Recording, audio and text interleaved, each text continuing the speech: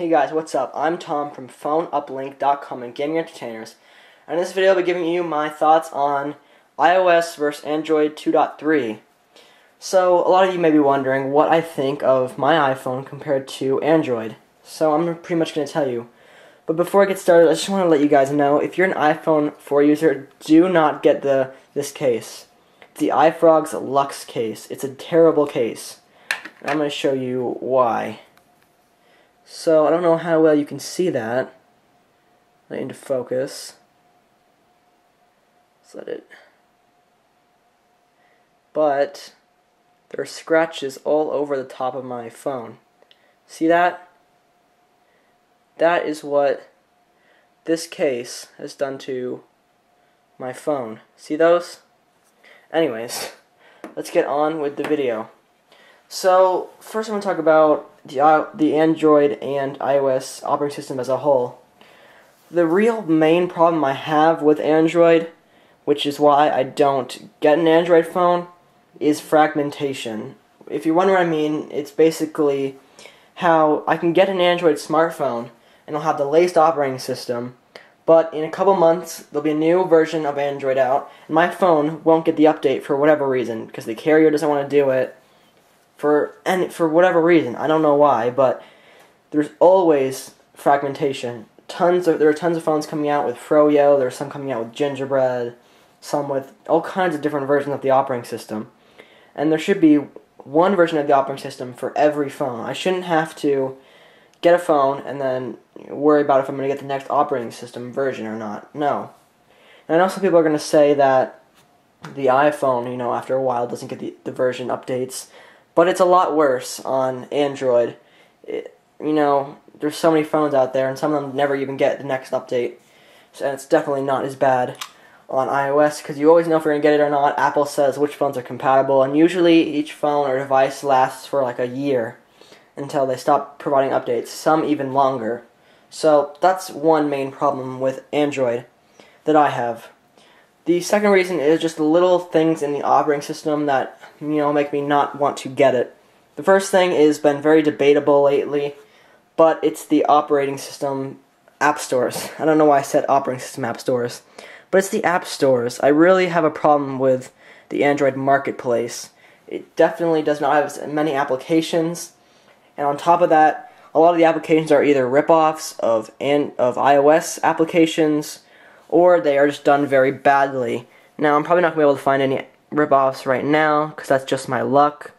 But I haven't been able to find really any good applications, except for the core applications that I always use, like Twitter, Facebook, and applications like that. Those are really the only things I've been able to find. So I'm not really happy with the Android App Store right now. Hopefully they can get that updated, and it may just be personal preference, or maybe apps in here that you love. But for me, I haven't been able to find anything that great in the Android App Store. And also, recently an article came up online saying that there have been a lot of, I forgot the exact story, but there were a lot of applications that showed up that were breaking security or something like that. I forgot exactly what it was, but it's came up a lot of times. This isn't the first time. So, that's a problem. A lot of apps, they don't have to be approved, so a lot of apps do bad things or just aren't that good in general.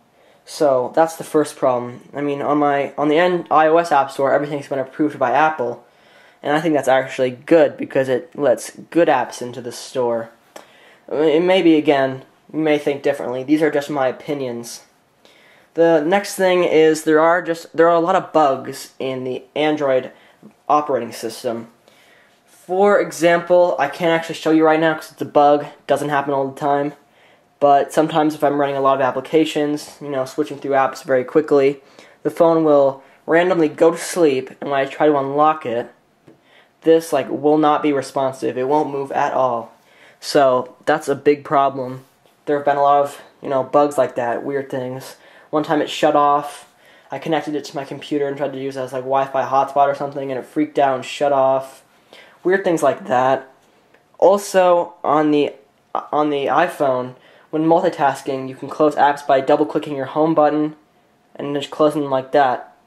On Android, multitasking, having a lot of apps run in the background does slow down my battery. With the Nexus S, I can't even get through a whole day on a charge. Here I can probably get maybe a day and a couple hours and the next day. Here I have to charge it once I get home or it's going to be dead. I mean, I can go to school, use it, several times, checking my email and stuff, and I come back from school. If I don't charge it, it won't be available for me to listen to Pandora when I'm doing things or things like that. So, yeah, quitting apps is a problem because to quit an application, I think it's just too much work. I don't know how much that sounds lazy, but to quit an app, you have to click that, go to Manage Apps, go to Running, click on an application, click Stop, and now it's closed. That's way too much work compared to that. I know many of you might say, oh, that's not real multitasking because the whole application isn't running in the background. But that's a good thing because, like I said, the battery on my Nexus S will die a lot quicker than on my iPhone because I make sure I don't have unnecessary apps open and they aren't all running fully in the background. That would be a battery killer for sure. So those are the real main problems I have with the Android. The things I do like about it compared to iOS are things like overall the design I think is very nice. I like it, kind of feels modern in a way with this. It looks very smooth and sleek. The new updated taskbar at the top isn't white, so it looks a lot cooler. It blends in, it's black, and slides down. You can see notifications. I definitely like the notification system on Android a lot better, that's for sure. I wish iOS had something like that, but it doesn't. So I like that. I like things like voice to or text to speech, speech to text. It works really good. Let's do, I don't know, pizza shops in California. It was random, but it works really good. Let's see, pizza shops in California. Works great. I love that.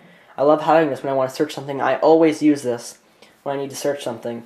And I like the whole widget layout. I can move this wherever I want. I usually have it up here all the time because I search quite often.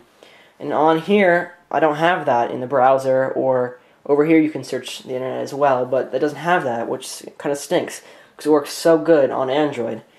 And, the other thing I like is how my Google accounts are all linked into this phone. Since Google makes the operating system, I can link all my accounts, my Gmail account, calendar, everything from Gmail, and it works great on Android, which is something I really like because I am a big Gmail fan. I like all of Google's services, and they can all be used on Android, which is great. I don't have a whole lot of examples right now, but like Google Translate is an example, Google Goggles, Google Latitude, Maps. All those cool Google applications I use online are on this phone, which is great. I love that. I don't have to go and download them, and they're all great. So I like how it syncs perfectly with my Google applications. Those are the main things I like about this versus this. The real reason why I stay on the iPhone, well, the first reason is because my 2-year contract isn't up, and it would cost a lot to switch to an Android phone right now. But the other reason is, like I said, there are bugs in here. This has the real elegance that I like. Everything just works really good. I don't have to worry about bugs happening all the time. My phone, another big thing is there's always Android phones coming out. So with the iPhone, at least I know that for a year, my phone will be the best out of the other ones. I won't have to worry about a new iPhone coming out. Well, that's unless you don't buy the iPhone on launch day, but pretty much you're guaranteed for a year that your phone will be very nice. Here, you could buy a phone and then a week later, or even less, an even better phone will be out. So it's a little disappointing considering that contracts in the US are generally 2 years. So you'd be stuck with that crappy 2-year phone for 2 years unless you tried to pay the ETF, which would be probably like $300, $200. So that's a little disappointing. That's another main problem. And, overall, everything about iPhone, in my opinion, is just a whole lot more elegant. And I know it may sound stupid, but the box, the phones always are built nicer. You can go to the Apple Store and just get this really nice experience. With Android, not so much. It's not a huge deal, but I do like the feel of having an iPhone over an Android phone. Again, sounds stupid, but, overall, I think both phones are really, really solid phones. This is a great phone, great operating system. I definitely see now that why people like Android so much. I would definitely be fine with an Android phone if I just forget all the bugs it may have, because I know Google will eventually fix them. But after you get past all the bugs and all those other things, it's a very solid operating system. Google did a great job on this. And overall, very happy with it. That's all I really have to say. So, yeah, thanks for watching, guys. That's really my thoughts on both these operating systems, both these phones. I think they're both great operating systems, both great phones. Remember to follow me on phoneuplink.com, where we write daily news, or visit us at youtube.com/phoneuplink, and remember to subscribe to Gaming Entertainers as well. Thanks for watching, guys.